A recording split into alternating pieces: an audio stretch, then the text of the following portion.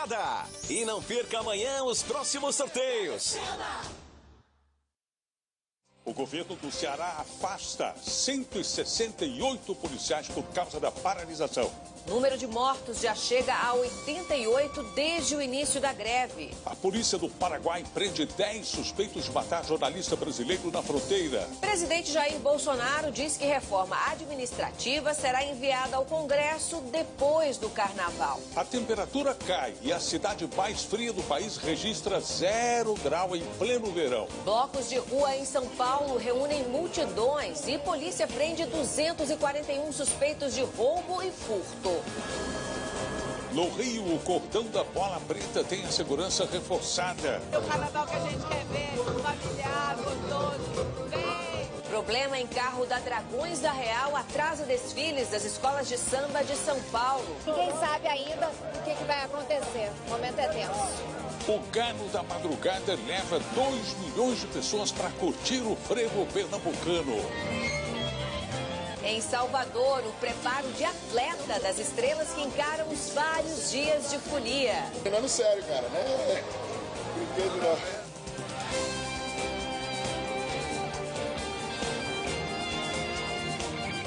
não. Está no ar o SBT Brasil, com Carlos Nascimento e... Boa noite. Boa noite. Um homem de 39 anos foi morto a facadas por uma travesti na zona oeste de São Paulo. O crime aconteceu nesta madrugada. A travesti foi presa depois de confessar o assassinato. O morador de um prédio gravou o crime. A discussão começa depois que a travesti quebra o vidro do carro da vítima. Ela explica o motivo para uma amiga. Deu na conta pra mim R$100, Verônica, quando eu desci do carro. E volta a discutir com o homem. Agora com esses R$100 você consegue esse vidro da sua cara. E a briga continua. O auxiliar de mecânico Anderson Nogueira Santos, de 39 anos, tenta atingir a travesti com uma blusa. Os dois caem no chão e ela esfaqueia a vítima várias vezes.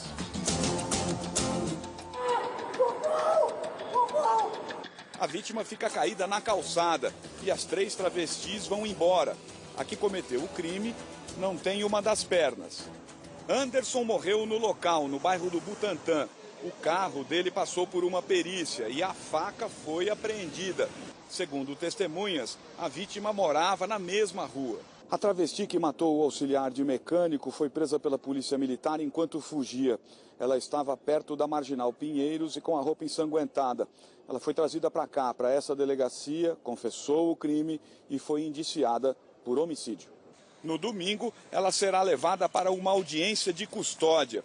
A justiça ainda vai decidir se a travesti responderá pelo crime na prisão ou em liberdade. 4 homens suspeitos de pertencer a uma quadrilha de sequestradores foram presos em flagrante pela polícia no Rio de Janeiro. Os policiais encontraram o cativeiro usado pelos criminosos e libertaram um comerciante que era mantido refém pelo bando. A prisão dos criminosos foi flagrada por esta câmera de segurança. Os sequestradores estão dentro deste carro preto. Logo em seguida, surgem os policiais neste outro veículo descaracterizado. Armados, os agentes rendem os bandidos, que não reagem.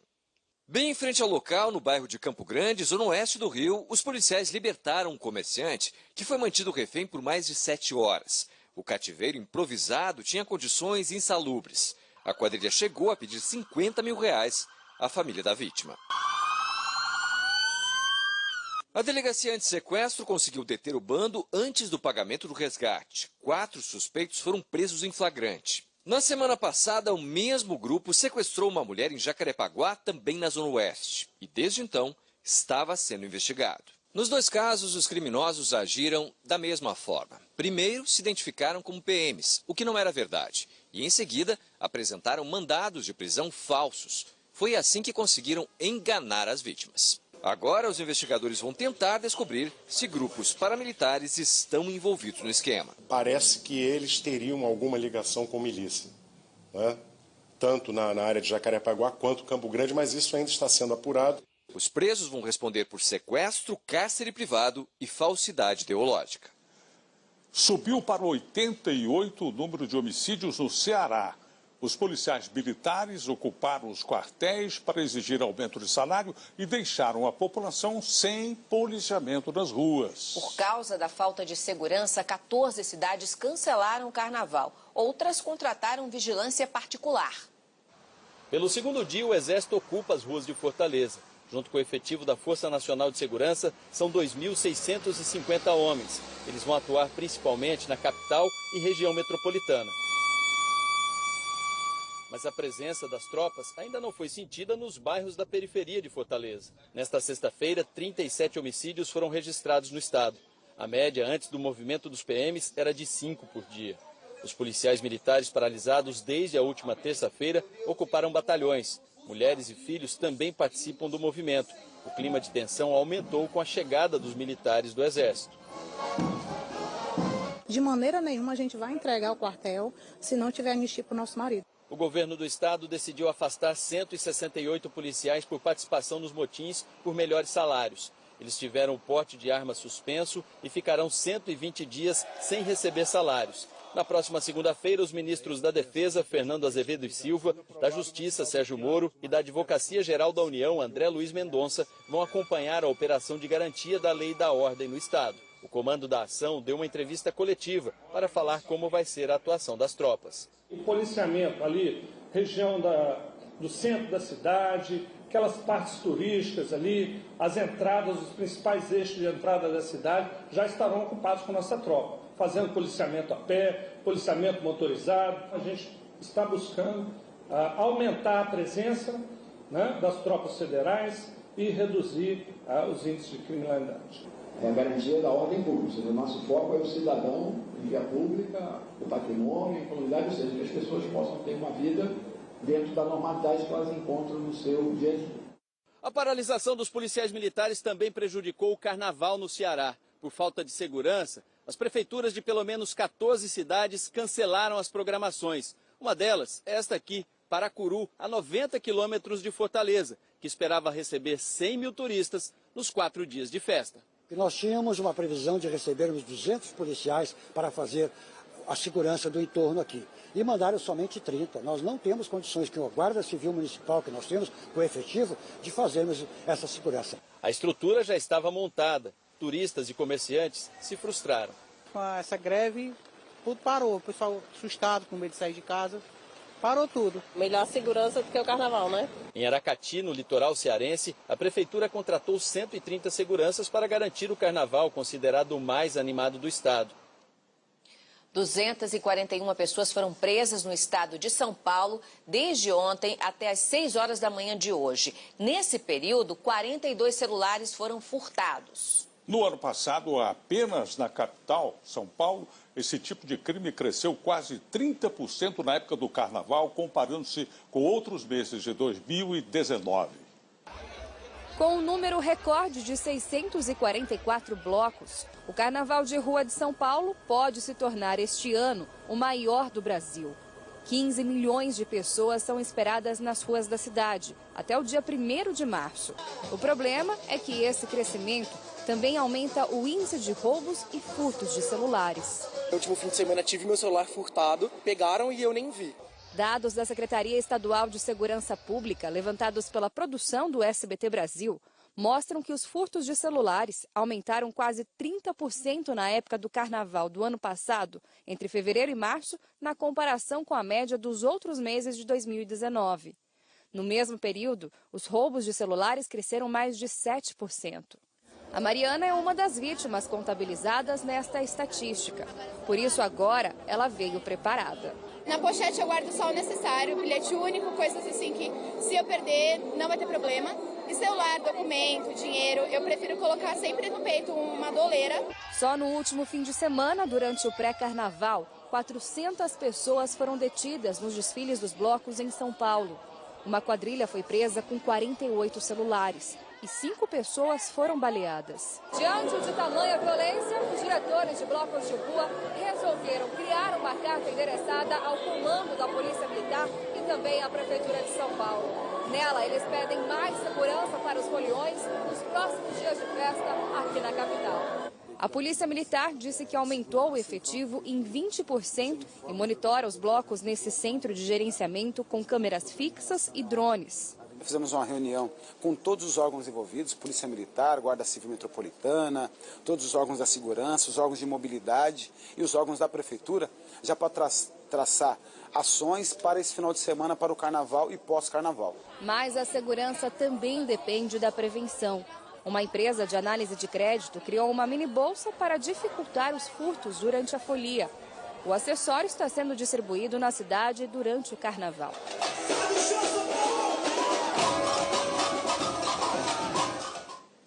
Veja a seguir, brasileiros trazidos da China serão liberados de quarentena neste domingo. O presidente Bolsonaro disse que decidiu implodir o Inmetro depois da publicação de uma portaria. A gente volta já já.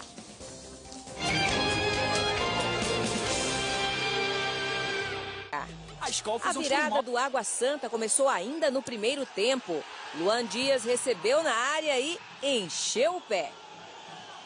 No fim do jogo, Robinho driblou os zagueiros e marcou um golaço. Final, Água Santa 2, Corinthians 1. O Santos foi a Itu e perdeu para o time da casa. Iago César acertou um belo chute de curva. 1-0 Ituano. Logo depois, Correia bateu uma falta pela direita e encobriu o goleiro Everson.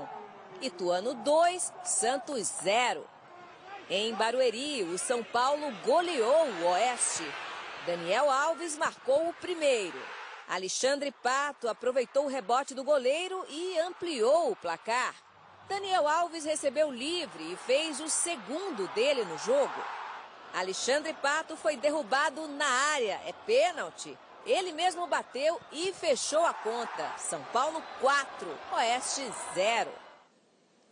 O Parlamento de Portugal aprovou 5 projetos de lei para a legalização da eutanásia, que é a interrupção voluntária da vida em casos de doenças incuráveis. O texto final ainda será redigido e encaminhado para uma nova votação.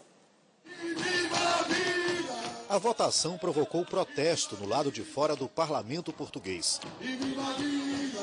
De acordo com os documentos, apenas pacientes com doença ou lesão sem cura e com sofrimento duradouro podem fazer o pedido de morte assistida.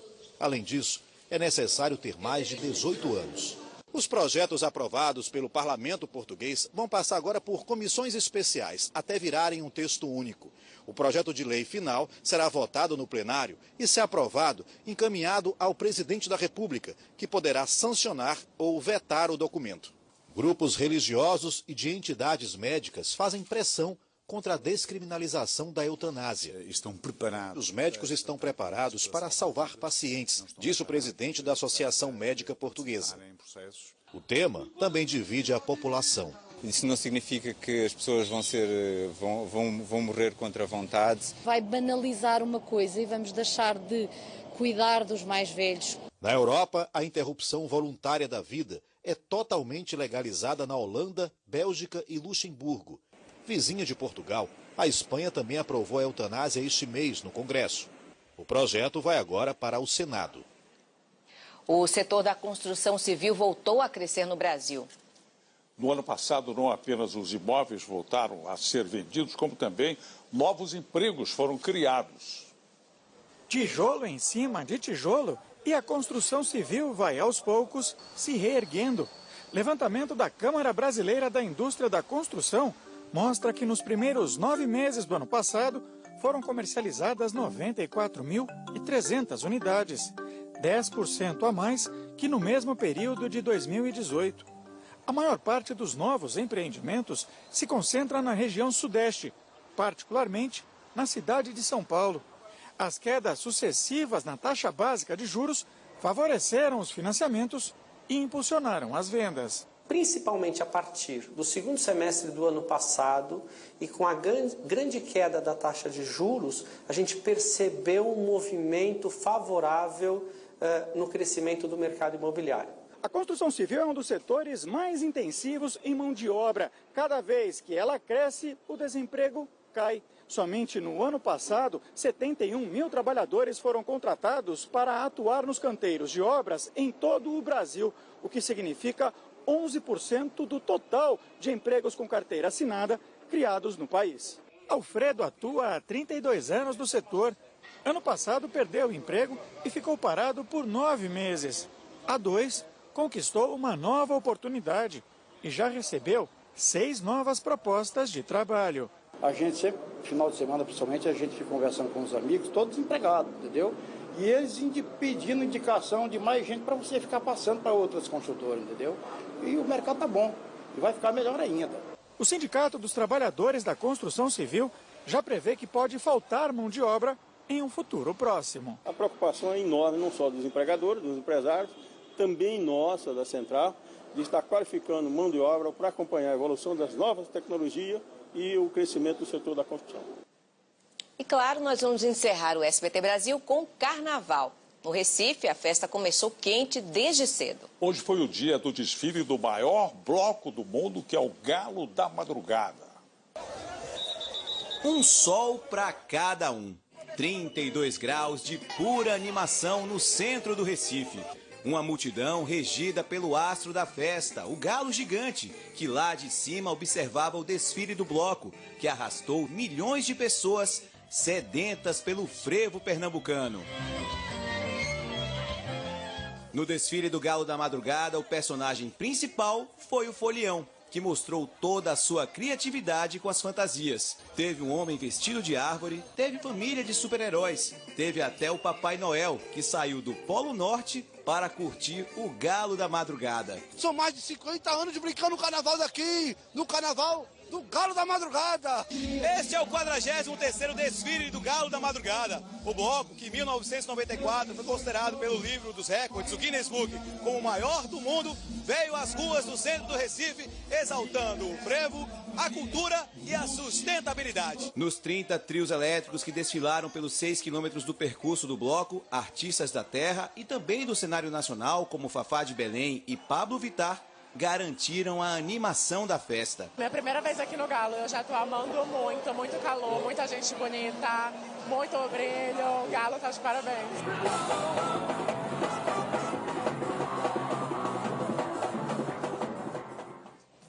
Uma boa noite. Boa noite, Brasil. Tchau.